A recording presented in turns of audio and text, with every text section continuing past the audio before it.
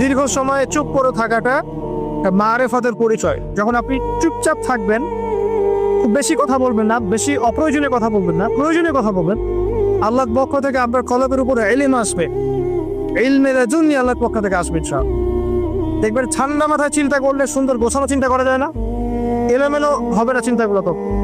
এবং যদি আমরা বেশি ব্যস্ত থাকি, বেশি কথা বলি, তখন কিন্তু চিন্তাগুলো এলোমেলো হয়ে যায়। এটা বলা হচ্ছে প্রয়োজনীয় বিষয়গুলোর ক্ষেত্রেও কথার একটু সতর্কতা অবলম্বন।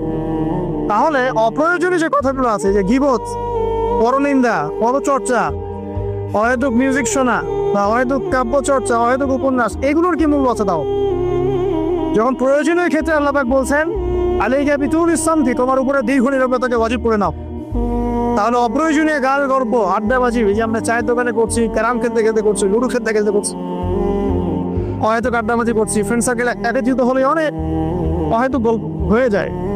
এবং বেশিরভাগ গল্পের ক্ষেত্রে হয় গীবত বা রিয়া বা আত্মপ্রদর্শন, তাই না, বা সমালোচনা। আর বাই দ্য ওয়ে, জাতি হিসেবে আমরা খুব বাচাল জাতি। আর আমরা কাজের চেয়ে কথা বলতে বেশি পছন্দ করি।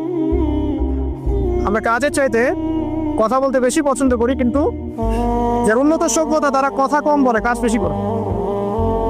আমরা কাজের চেয়ে কথা বেশি বলতে পছন্দ করি। এবং কাজ যদি কোনো একটা করে ফেলি, যদি কাজ হয় 5 ডিগ্রির, আমরা কথা বলতে শুরু করি 100 ডিগ্রি। ভাবখানা আমাদের এরকম। তো আমাদের এই জাতিগত পরিবর্তন আনতে হবে। কথা কম বলি আমরা, আল্লাহ পাক কাজ বেশি করা তৌফিক দান করুক।